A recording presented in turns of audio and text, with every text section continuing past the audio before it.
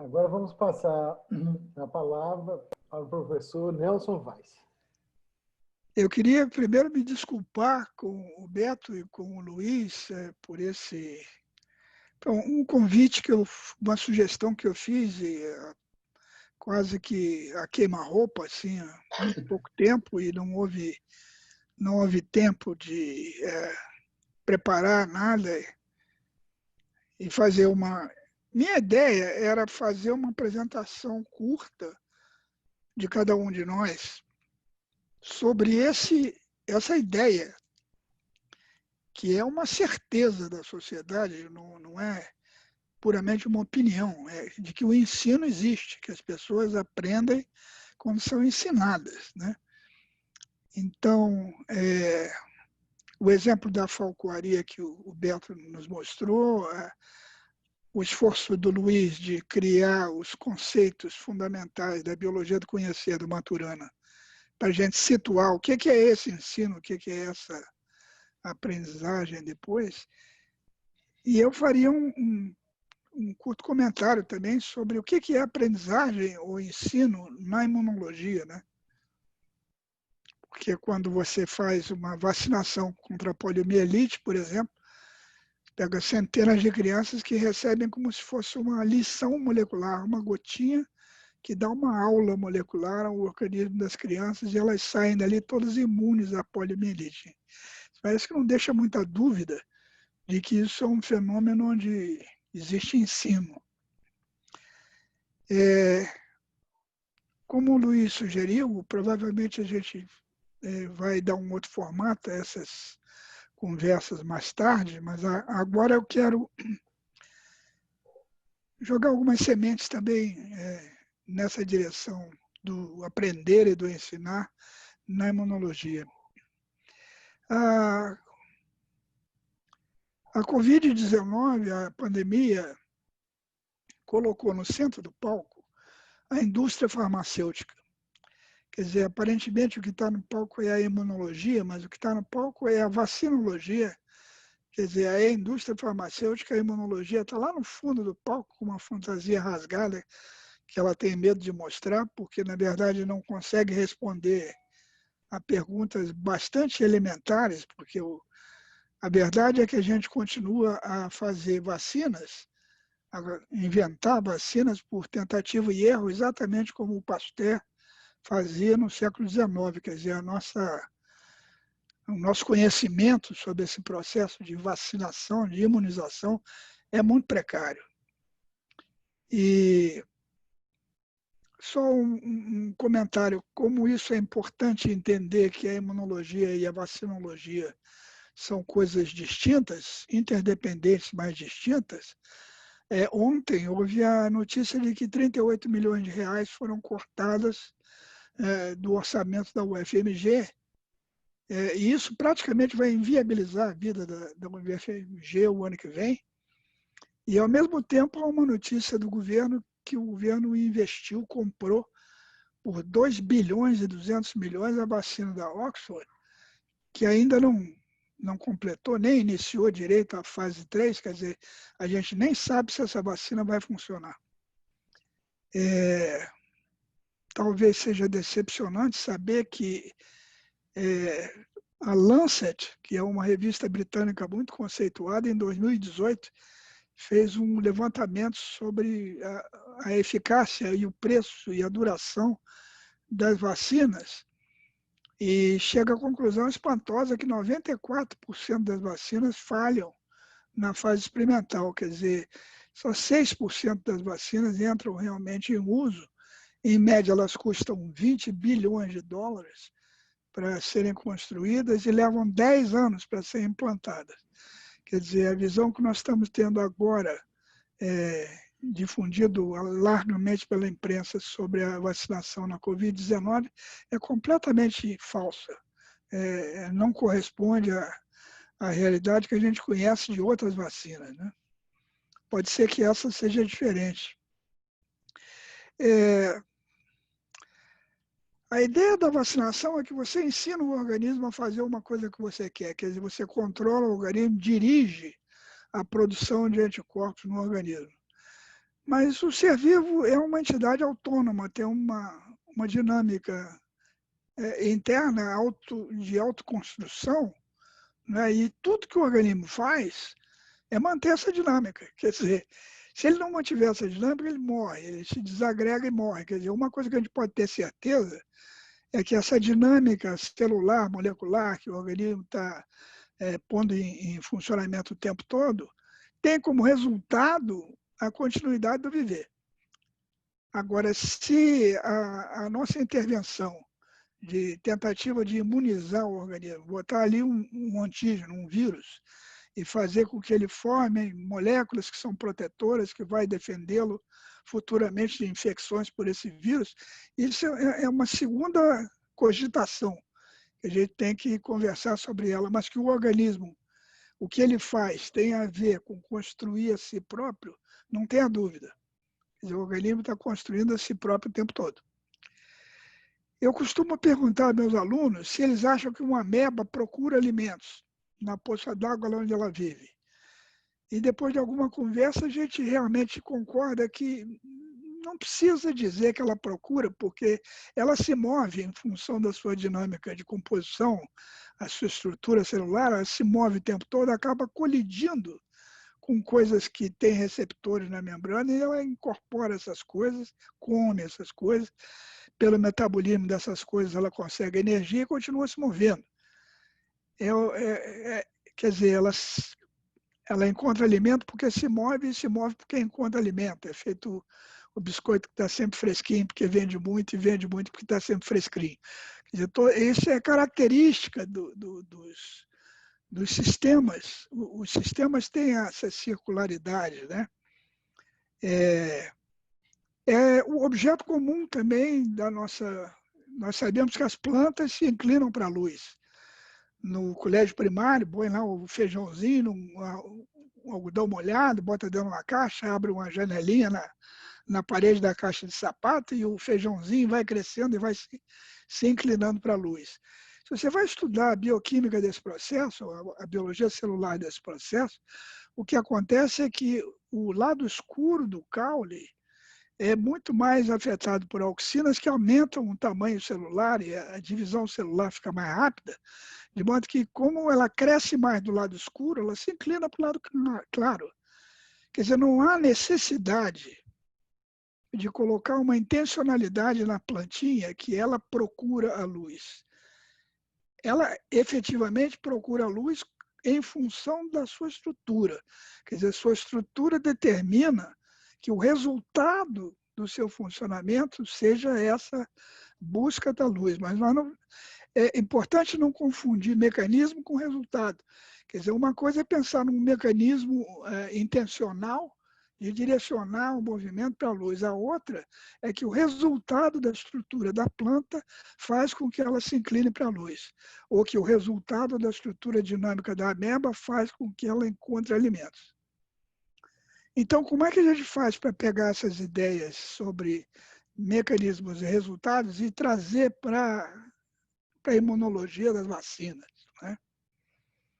Quer dizer, quando você põe um material que não pertence ao corpo dentro do corpo, é fácil entender que você vai causar uma perturbação na sequência de acontecimentos que o corpo está fazendo, que tem como resultado evidente a sua manutenção como ser vivo.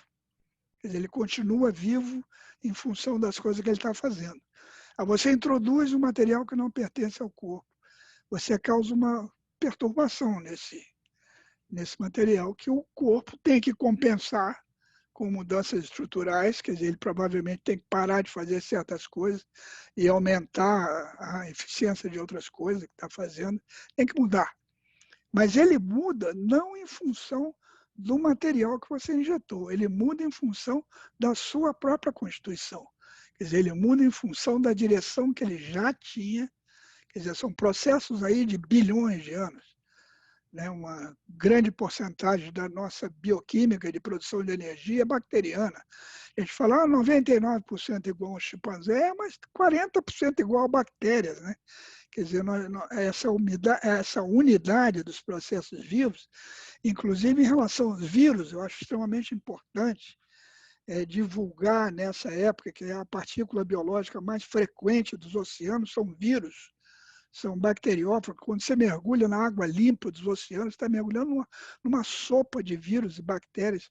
A sua água de chuveiro é cheia de micobactérias. Quando você sai limpinho de um banho, você sai coberto de micobactérias. Quer dizer, esse conhecimento é extremamente precioso para ilustrar melhor o nosso lugar no planeta, né? Bom, eu queria dizer que quando você imuniza um organismo, você procura resultados que devem ocorrer de acordo com o que você pensa. Quer dizer, se eu injeto X, eu vou procurar anticorpos anti-X. Quer dizer, o organismo vai reconhecer esse material estranho e vai fazer anticorpos, que é o que vai fazer com que ele se proteja de X. Mas se eu afastar um pouco essa lente da especificidade, da particularidade da resposta, e for olhar o que acontece realmente quando eu imunizo o organismo, injeto nele uma coisa que não pertence a ele, é que aparecem sim, se a molécula for grande, for uma proteína feita por um outro ser vivo e tal, ele vai fazer anticorpos que reagem com esse antígeno, com essa proteína, mas vai fazer muito mais anticorpos que não reagem com essa proteína, que o imunologista descarta, não olha, não estuda, porque não são específicos. Quer dizer, ele tem na cabeça que o corpo faz é responder ao que ele está mandando que o corpo responda. Quer dizer, a ideia fundamental é autoritária, o corpo está sob o controle do imunologista. Quer dizer, nós vamos dar uma ordem bioquímica ao corpo e ele vai fazer anticorpos. Na verdade, o corpo, às vezes, faz centenas de coisas que não tem nada a ver com o que você injetou e faz uma merrequinha do que você queria que ele fizesse, e isso explica por que 94% das vacinas fracassam, né? O corpo não obedece. Quer dizer, os seres vivos não obedecem. O ensino é impossível. Agora, a aprendizagem é um fenômeno trivial do viver. Quer dizer, nós estamos aprendendo o tempo todo. Eu estou aprendendo agora a falar nessa plataforma chamada Zoom-As. Nós estamos aprendendo a conversar em vídeo, estamos aprendendo o novo normal, né? A aprendizagem é contínua, é inevitável. O ensino não existe. Quer dizer, nós mudamos cada um de acordo com as nossas histórias, de acordo com a nossa estrutura, e pode ser que para um observador do que está acontecendo conosco, ele acredite que nós aprendemos porque ele ensinou. Mas, na verdade, nós aprendemos porque nós temos uma dada história. Todo professor sabe que, falando numa classe de vários alunos, ele está contando tantas histórias quanto são os alunos presentes. Porque cada um tem uma história particular, cada um adotou significados diferentes nas palavras, compreende coisas diferentes, traça uma história diferente de acordo com a emoção que está vivendo na hora, né? As emoções são fundamentalmente importantes aí na aprendizagem, né? Eu fico preso no engarrafamento meia hora, chego em casa chutando o cachorro, empurrando a cadeira com a barriga, e minha mulher me diz: você nem me beijou. Eu digo: eu não vou beijar ninguém, eu vou embora dessa cidade desgraçada, que não aguento mais viver aqui. Quer dizer, nesse estado, pós-engarrafamento, você não beija ninguém. Quer dizer, as emoções são estados do corpo que delimitam repertórios de ação, né? Então, uma aula, o que o aluno aprende depende fundamentalmente da emoção que ele está vivendo no momento, né? Então, isso é uma coisa que a gente não pode controlar. Então, as mudanças, os anticorpos só são específicos do ponto de vista do observador, quer dizer, do ponto de vista do imunologista. Do ponto de vista do organismo, eles são componentes que servem para manter o processo vivo, quer dizer, servem para o organismo continuar vivo, continuar vivendo, sendo o que ele é. Isso é uma coisa tão escandalosamente diferente do que a imunologia pensa, Porque se a atividade imunológica é um processo conservador, e a gente tem evidências claríssimas que é, quer dizer, que tem coisas no organismo que são estabelecidas muito cedo na ontogênese, quer dizer, muito criancinha o organismo estabelece padrões, perfis de atividade imunológica que são muito influenciados pelas imunoglobulinas que passam da mãe para o feto, né? E mantém esses padrões constantes durante todo o viver sadio. Quer dizer, ele muda de linfócitos, muda de anticorpos 30, 40 vezes durante a vida, troca todos os linfócitos, mas os padrões não mudam. Quer dizer, esses padrões são os referenciais para onde o organismo volta quando ele é perturbado. Quer dizer, sem conhecer a natureza desse processo, sem conhecer que padrões são esses, eu não sei nem quais são as perguntas relevantes que eu tenho que fazer. Quer dizer, por enquanto, nós estamos numa imunologia pasteuriana, inventando vacinas por tentativa e erro, e dando com a cabeça na parede 94% das vezes. Quer dizer, entendeu? Eu não sou contra vacinas. Eu acho que elas fazem muito mais do que a gente pensa que elas fazem. Já existem evidências agora. A semana passada eu encontrei uma epidemiologista dinamarquesa chamada Beatrice Benn, B-E-N-N, B de burro. Essa mulher estuda vacinação de crianças africanas, coisas assim, de grande porte, grande número de crianças e tal. E ela tem conclusões absolutamente incríveis. Ela mostra que vacinação com sarampo atenuado, quer dizer, o vírus vivo de sarampo, diminui a mortalidade infantil por outras causas. Quer dizer que a vacina tem efeitos muito além dos efeitos específicos que a gente acha que vão proteger a criança do sarampo, protege de várias outras coisas, malária, por exemplo, né? Tuberculose. Agora, no mesmo estudo, ela mostra que as vacinas não vivas, as vacinas com bactérias mortas, com DTP, com pertússis, por exemplo, piora a mortalidade e, curiosamente, piora a mortalidade de meninas e não de meninos.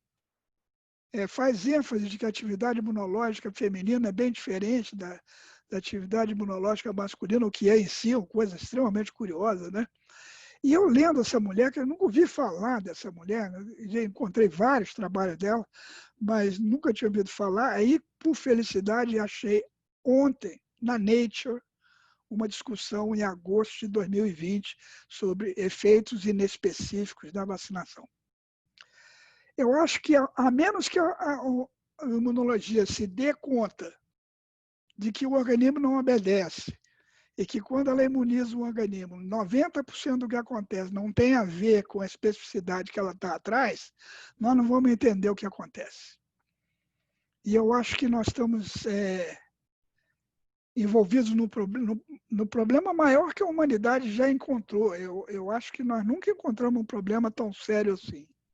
Não por causa da Covid-19, mas por causa da outra pandemia que vem aí.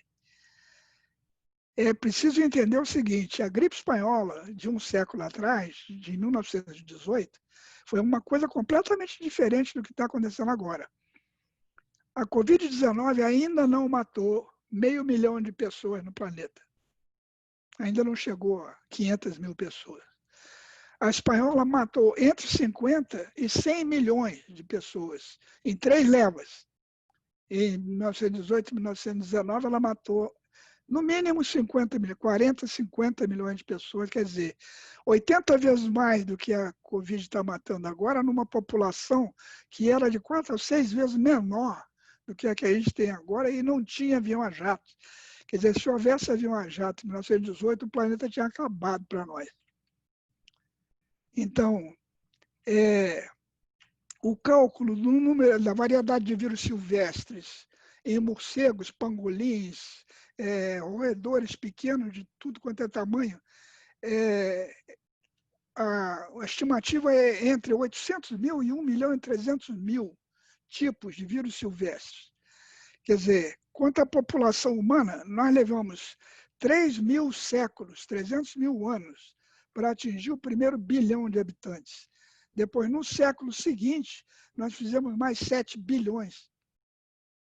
Eu vou repetir porque isso é completamente inacreditável. Nós levamos 300 mil anos para fazer 1 bilhão, depois fizemos 7 bilhões em um século. Né?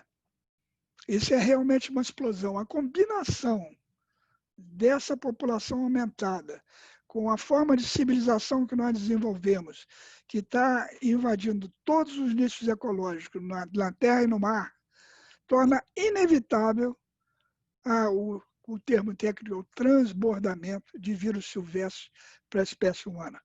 Quer dizer, um dos cientistas que fez a previsão da Covid-19, que se chama Dennis Carroll, tem um filme no Netflix chamado Pandemics, que reproduz 2 anos atrás o que está acontecendo agora.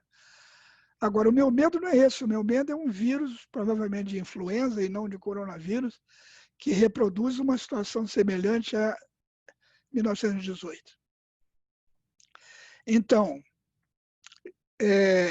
já é possível fazer uma rede planetária de detecção de quando um vírus desse entra em expansão e fazer redes de contenção, mas a vontade política de fazer isso é zero. Na realidade, nós temos governos como Trump e Bolsonaro que estão trabalhando no sentido contrário. A destruição de florestas, como na floresta amazônica, tira do nicho ecológico centenas de criaturas que vão procurar outros lugares para viver e vão chegar mais próximo das regiões onde a gente vive e vão contaminar essas regiões com sua baba, urina, lágrima. E nós estamos fadados a encontrar uma outra pandemia dentro em breve. Então, esse é um problema, nós temos que entender a imunologia, temos que entender uma imunologia diferente da que nós entendemos agora, muito diferente, né, que é baseada na conservação de padrões que ajudam a sobrevivência do organismo. E nós temos também que arranjar a verdade política e governantes competentes que nos ajudem a diminuir essa invasão, essa destruição que está destruindo os nichos ecológicos e fazendo com que os vírus silvestres cheguem até nós. Esse eu acho que é o problema mais sério que a humanidade já encontrou. E eu sou um pessimista de convicções, mas sou um otimista de ações. Estou fazendo o que eu posso na direção contrária. Muito bem, muito obrigado.